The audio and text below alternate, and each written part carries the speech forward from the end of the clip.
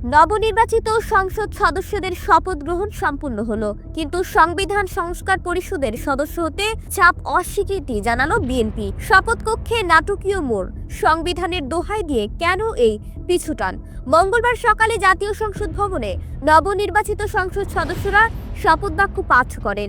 নির্ধারিত সূচি অনুযায়ী একই দিনে তাদের সংবিধান সংস্কার পরিষদের সদস্য হিসেবেও শপথ নেওয়ার কথা ছিল, কিন্তু শপথ গ্রহণের ঠিক আগেই কক্সবাজার ১ আসন থেকে নির্বাচিত সংসদ সদস্য ও বিএনপির স্থায়ী কমিটির সদস্য সালাউদ্দিন আহমদ জানান, বিএনপির দলীয় সংসদ সদস্যরা এই দ্বিতীয় শপথটি নিচ্ছেন না।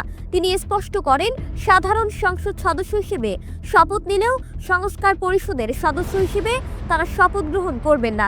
সালাউদ্দিন আহমদ এই সিদ্ধান্তের পেছনের যুক্তিও তুলে ধরেন। তার মতে, বর্তমান সংবিধানে সংবিধান সংস্কার পরিষদ বা এর শপথ গ্রহণের কোনো বিধান নেই। তিনি বলেন, গণভোটের রায়ের মাধ্যমে আগে এটি সংবিধানে অন্তর্ভুক্ত করতে হবে, তারপরেই শপথের প্রশ্ন আসবে। তিনি আরও উল্লেখ করেন, বিএনপি সংবিধান মেনেই রাজনীতি করছে এবং ভবিষ্যতেও করবে। সংস্কার পরিষদের শপথে অংশ না নেওয়ার বিষয়টি দলের শীর্ষ নেতৃত্বের নির্দেশেই সিদ্ধান্ত নেওয়া হয়েছে। এই ঘটনা দেশের রাজনৈতিক অঙ্গনে ও সংবিধান সংস্কার প্রক্রিয়ায় নতুন আইনি বিতর্কের জন্ম দিল।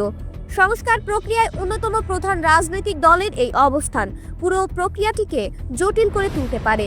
এটি স্পষ্ট হলো যে সংবিধান পরিবর্তনের পদ্ধতি নিয়ে রাজনৈতিক দলগুলোর মধ্যে এখনো বড় ধরনের মতপার্থক্য বিদ্যমান। এখন দেখার বিষয়, আইনি ও সাংবিধানিক এই জটিলতা কাটিয়ে সরকার কিভাবে সংস্কার প্রক্রিয়াটি এগিয়ে নেয়।